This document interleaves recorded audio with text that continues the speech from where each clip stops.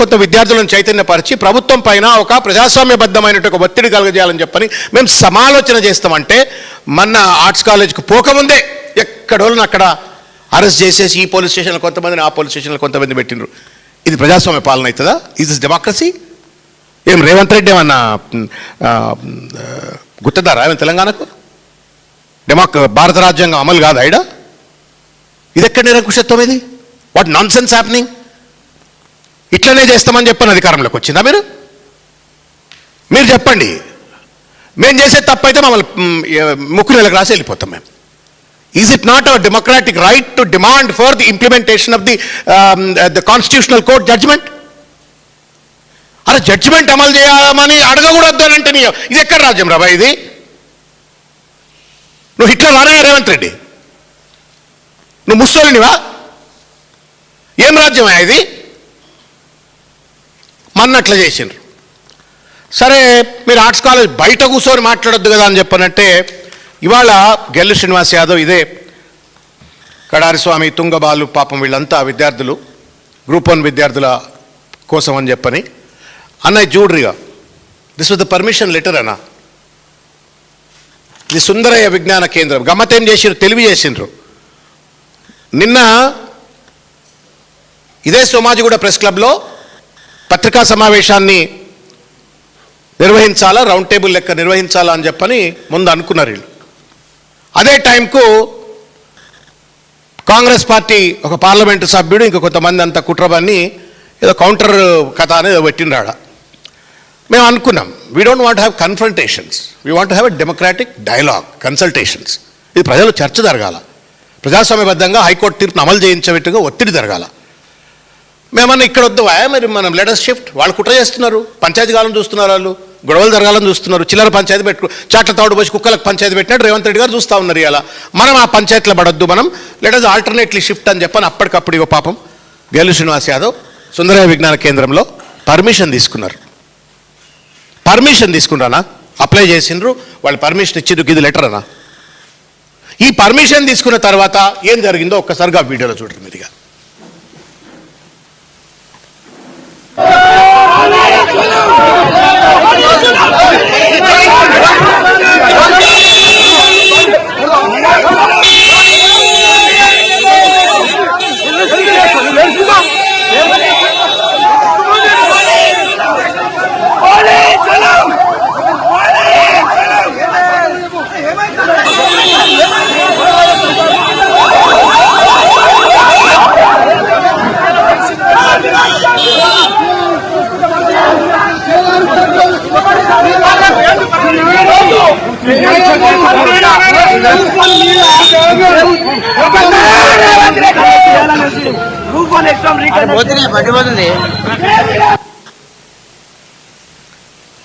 ఇక్కడ చూడండి అన్న, ఇగో మేము మీడియాని ఎందుకు మీరు జడ్జిలు కావాలని చెప్పని మా బాధ అంతా.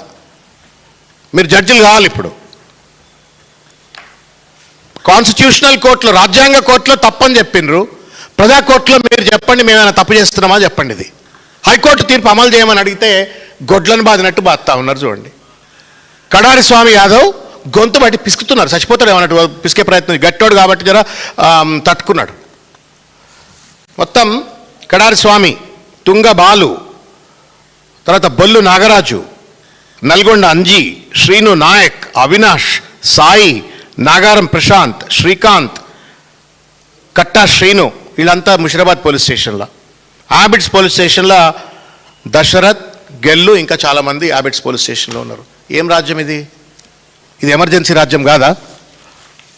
ఇగో రాష్ట్రంలో 6 గ్యారంటీలు అని చెప్పని అధికారంలోకి వస్తూ మేము 7వ గ్యారంటీగా ప్రజాస్వామ్యం తీసుకొస్తాము, ఇంతకుముందు అంత దొరల పాలన, మేము డెమోక్రసీ పట్టుకొస్తామని చెప్పిండ్రు.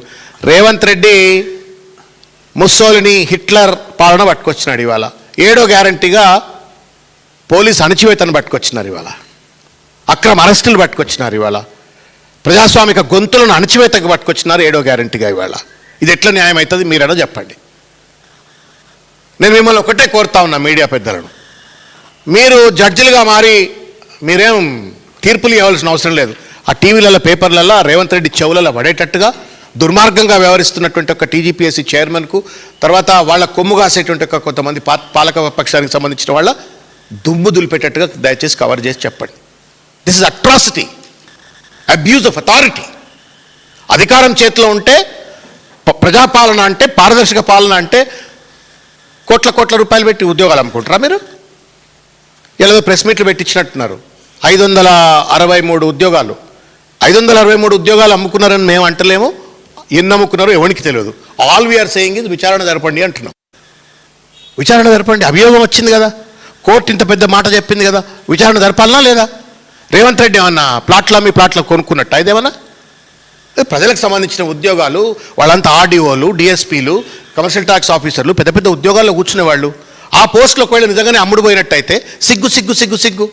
The shame on democracy, same on the administration. కాబట్టి విచారణ జరపాలని చెప్పినాం. అసెంబ్లీ ప్రత్యేక సమావేశం పిలవాలా అని చెప్పినాం. హైకోర్టు తీర్పును యథాతథంగా అమలు చేయండి, పేద పిల్లలను మళ్ళా కోర్టుల చుట్టూ తిప్పొద్దు అని చెప్పినాం. అది నేరమైనట్టుగా ఇవాళ వాళ్లను కొట్టిన తీరు, అరెస్ట్ చేసిన తీరు చూస్తే ఇది ఇక చూడ్రిగా, ఈ పిల్లగాడు ఏం తప్పు చేసిండు? ఇక చూడ్రి ఏం తప్పిది, ఇక చూడ్రి ఏం తప్పిది. గొడ్డును గుంజుకపోతా అన్నారు. అదేదో గొర్రెపిల్ల అన్నట్టు. గొర్రెపిల్లని కూడా ఇట్లా గుంజుకపోవట్లేదు ఇవాళ రేపు. గొంతు మేము తీవ్రంగా ఖండిస్తూ ఉన్నాం. ఇది రౌడీ పాలన, ఇది రౌడీ పాలన. This is not democratic government. ఈ రౌడీ పాలనను మేము తీవ్రంగా ఖండిస్తూ ఉన్నాము. ఒక పక్కన మీరు పరీక్ష నిర్వహించరాదు, పోస్టులు అమ్ముకున్నారు అని చెప్పని వాళ్ళ పెద్ద ఎత్తున అభియోగాలు బహిర్గతం అవుతున్న తరుణంలో సిగ్గుంటే జ్యుడిషియల్ కమిషన్ ఆఫ్ ఎంక్వైరీ జరగాల. దురదృష్టం ఏంటంటే ఈ రాష్ట్రంలో నా బీజేపీ మాట్లాడు, మిగతా ప్రతిపక్షాలు ఎవరు మాట్లాడతలేరు. మాట్లాడిన విద్యార్థులపైన ఈ రకంగా కేసులు వేసి వాళ్ళ ఇష్టం వచ్చినట్టుగా వ్యవహరిస్తున్న పరిస్థితి చూస్తూ ఉన్నాం. నేను ఒకటే అడుగుతా ఉన్నా, ఇవాళ హైకోర్టు తీర్పు తప్ప రేవంత్ రెడ్డి అంటున్నాడా చెప్పండి. లేదు ప్రభుత్వం అనేది తప్ప, టీజీపీఎస్సీ తప్ప. ఎందుకు దొంగలకు సర్ది మోస్తా ఉండు Revanth Reddy? Your chief minister, you have no link to the functioning of TGPSC.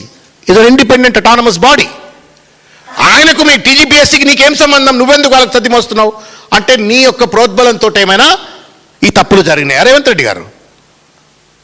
Let truth come out, సత్యం రానియండి.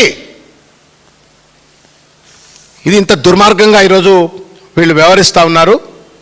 కాబట్టి మేము వదిలిపెట్టే ముచ్చటే లేదు.